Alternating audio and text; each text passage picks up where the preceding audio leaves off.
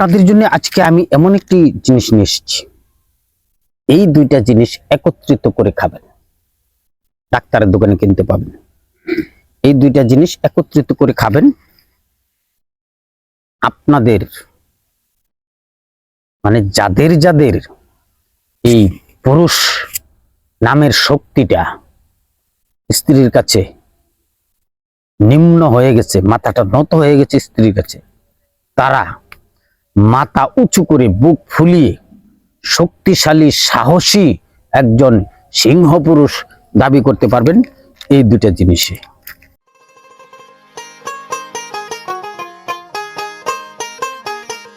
আসসালামু আলাইকুম হুজুর।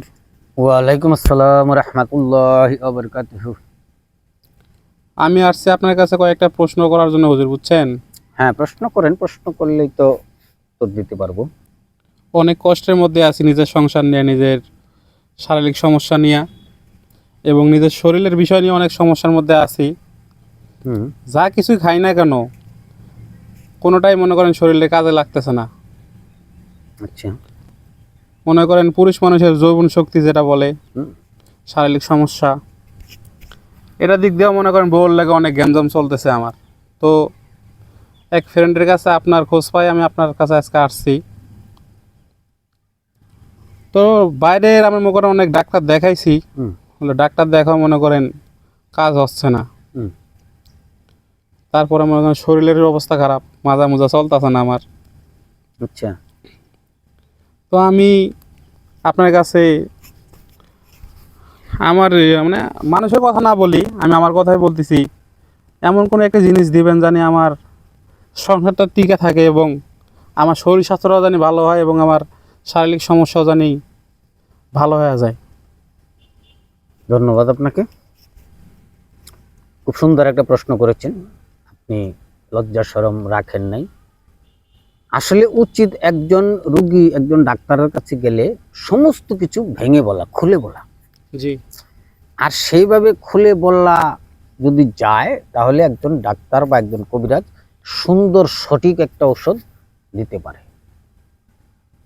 তো আপনি যে সুন্দর করে বলেছেন যে আমার যৌবন শক্তিটাও থাকবে, শারীরিক শক্তিটাও থাকবে এবং শরীরটাও আমার অটুট থাকবে, জি, সেই রকম একটা ঔষধি যদি আমার কাছে থাকে তাহলে যেন আপনাকে বলে দিই।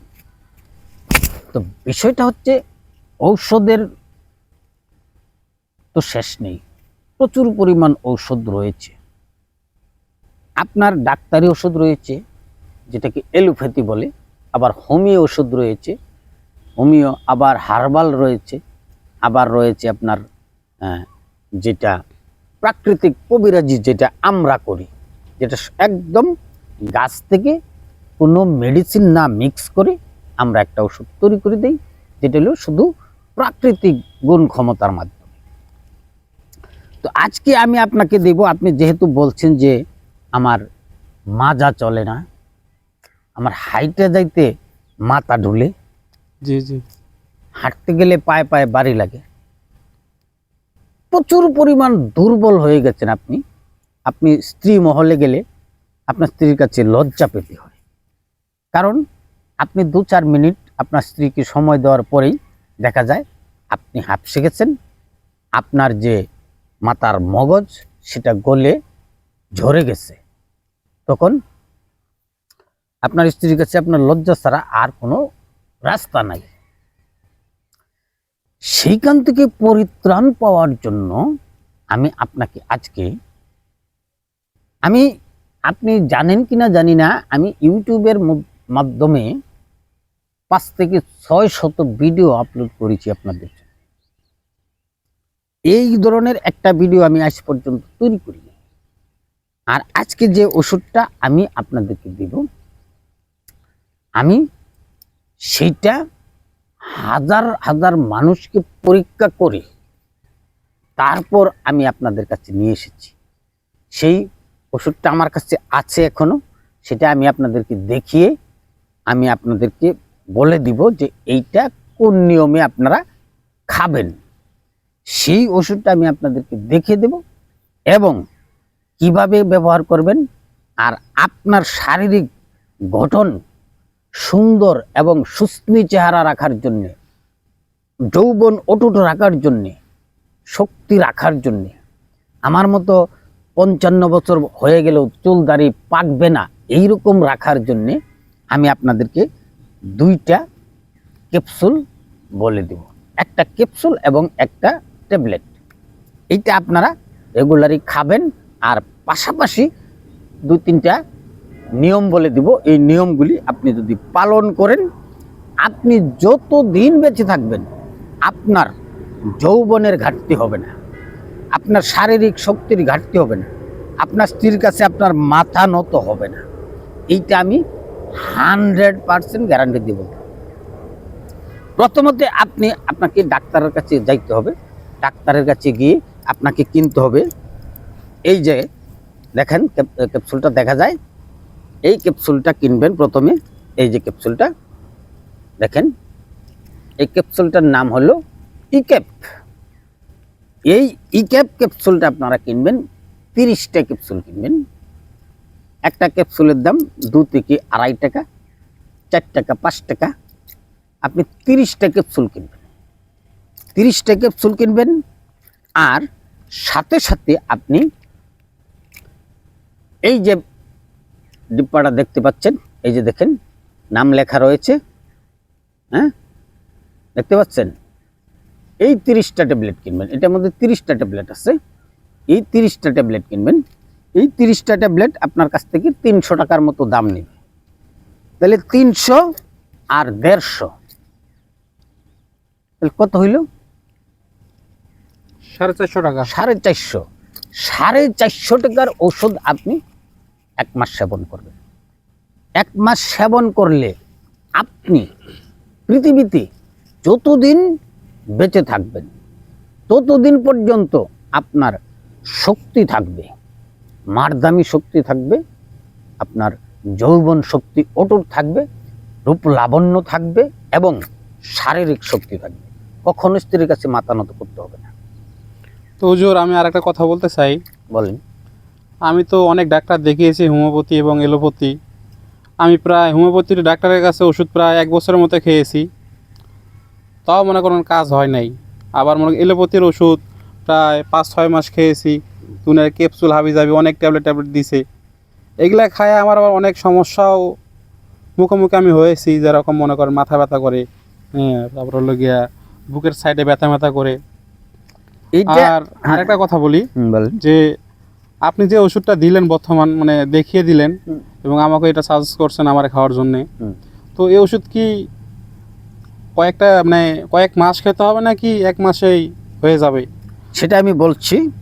আপনাকে ধন্যবাদ প্রশ্নটা সুন্দর করে করার জন্য। আপনি এই ওষুধটা, এটার নাম A to Z। A to Z মানে কি? যত প্রবলেম আছে সমস্ত প্রবলেমের সমাধান করবে A to Z ট্যাবলেট। আর এই যে ইক্যাপ আপনার রূপ লাবণ্য বাড়াবে। তবে আপনি বলছেন যে আমি ডাক্তারের কাছে বিভিন্ন ক্যাপসুল ওষুধ খেয়েছি, মাথা ব্যথা করে, বুক ব্যথা করে।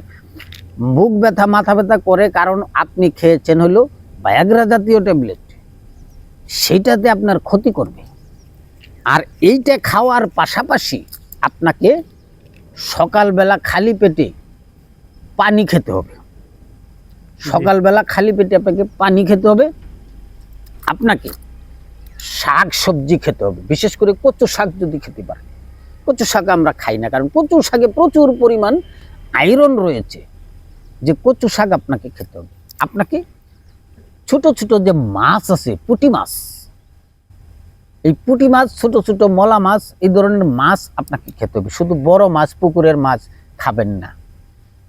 খাবেন, আমি নিষেধ করি না, কিন্তু শুধু বড় মাছ খাবেন না। পুঁটি মাছ, ছোট ছোট মাছ, এগুলির মাথাগুলি আপনারা না ফেলে তরকারিতে পাক করে এই মাছগুলি খাবেন, শাকসবজি খাবেন। আর বিশেষ করে আপনাদের কাছে আমার অনুরোধ, পানি খাবেন প্রচুর পরিমাণ।